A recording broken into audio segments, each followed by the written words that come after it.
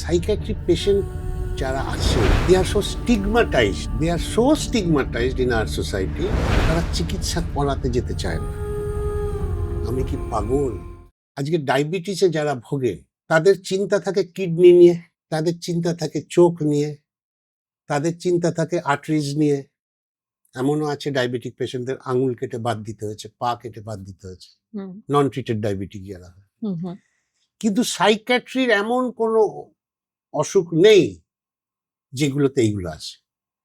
আমি বোঝাতে পারছি? ঠিক। আজকে কোনো সিজোফ্রেনিক পেশেন্টকে তার কিডনি নিয়ে ভাবতে হয় না, সে যদি ঠিকঠাক ওষুধ খায়। তার বেসিক্যালি থট ডিসঅর্ডার।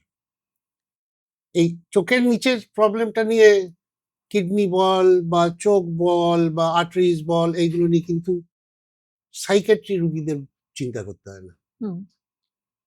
এটা বলার একটাই আমার উদ্দেশ্য, সাইকিয়াট্রি পেশেন্ট যারা আছে they are so stigmatized in our society, তারা চিকিৎসা করাতে যেতে চায় না।